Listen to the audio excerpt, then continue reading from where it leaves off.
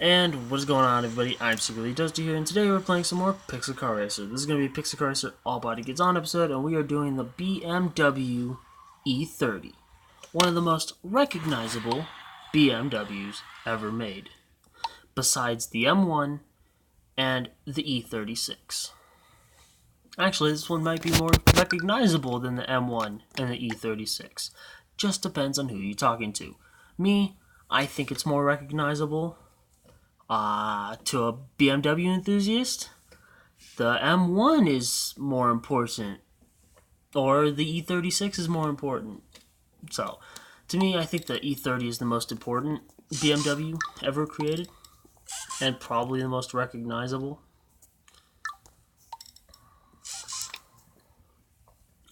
Um, this one fits. This one looks really good on the car because the whole car is boxy. So with the boxy kit, it works. It fits. It even has that. It even continues that little strip in the back and on the sides.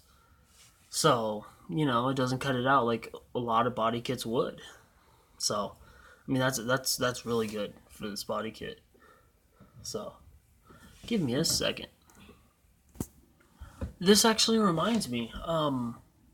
Since this car is really boxy, I'm really intrigued to see how the BN kit is because the BN kit really fits on boxy cars, as you saw in the EF Civic Hatch video. If you didn't see that video, go watch it after this one. Or open it in a different tab and, watch it and then come back to this one. I'm not going to spoil it or anything. I mean, it really isn't much of a spoiler. They're not in order. You can watch these videos however you want, skip around, doesn't matter. But, yeah, this kit really looks good on boxy cars. Same with the BN kit. Now, the Drag Pro.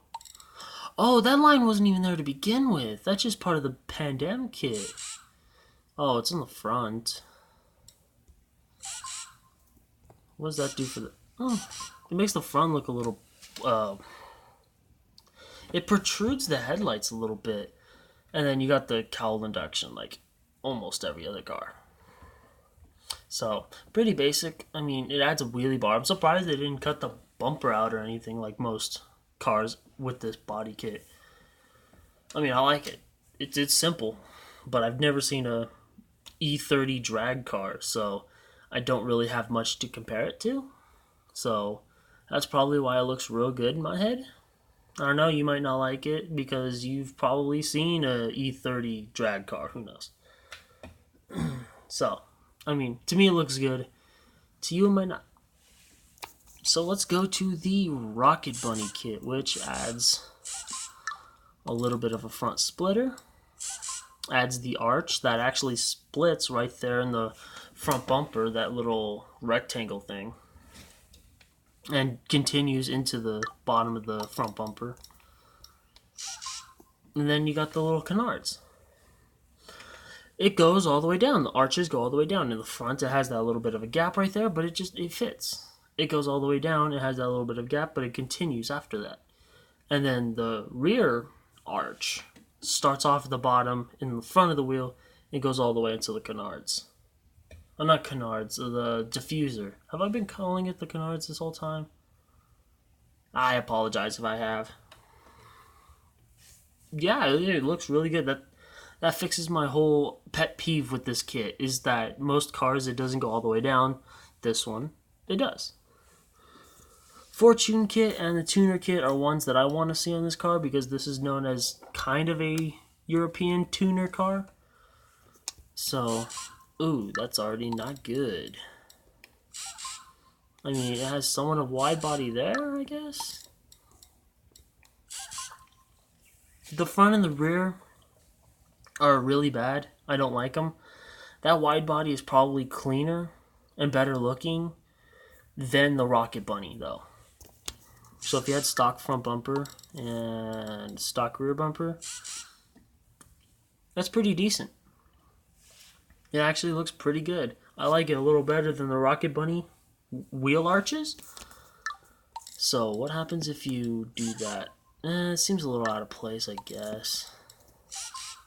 That looks a lot better than this. I don't know, I don't like the rivets. Ooh, I just spoiled the next body kit. I don't know. I like it without the rivets. But anyways, since I already started on the side, what does that do? That doesn't change much in the front. Adds vents to the back. I don't understand that one.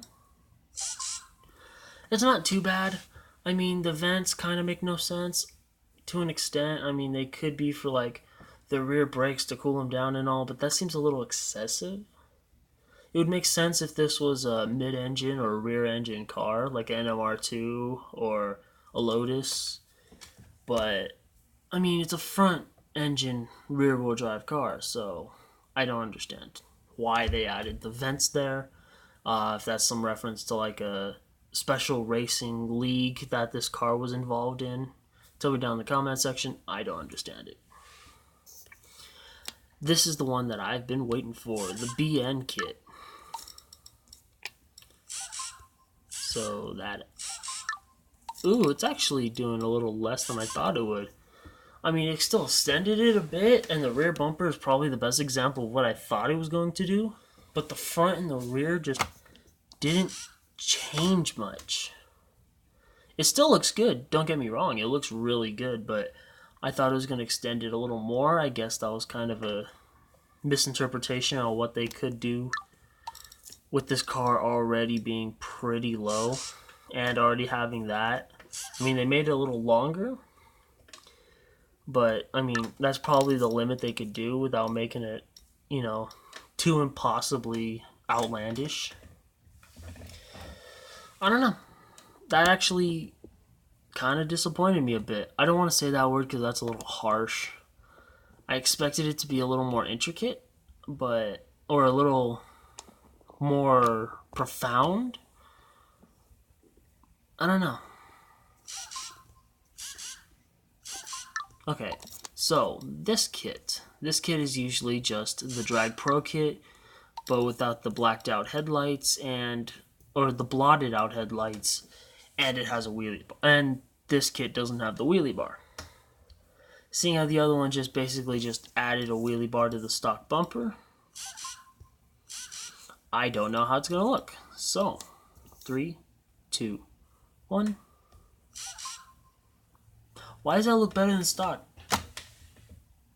I mean, it doesn't align with the middle and the front, but that's a better look to the rear bumper than that, at least in my opinion. I don't know, I like that a little better. Huh. That'd be a pretty cool looking street car, though. I mean, it's already a good looking street car, but still. That's interesting. Now let's see how the bar kit looks. Ooh. I like that. It even goes around the exhaust. Like, I really like. Alright, what about the front? The front's not too bad. This is a pretty decent looking kit, at least in my opinion. Again, all of these judgments are my opinion. So if you don't like it, that's your opinion. You're allowed to have your opinion. I'm not saying it's wrong. I'm not saying it's right. I'm just giving my opinion. You don't even have to have the volume up. All you have to do is just simply just go through it and see the body kits and realize which one you want. There you go. I'm adding commentary to it.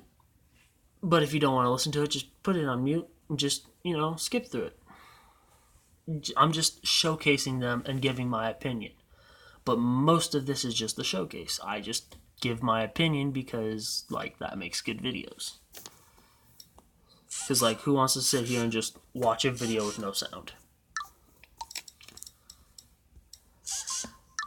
That adds a lot more than this kit usually does.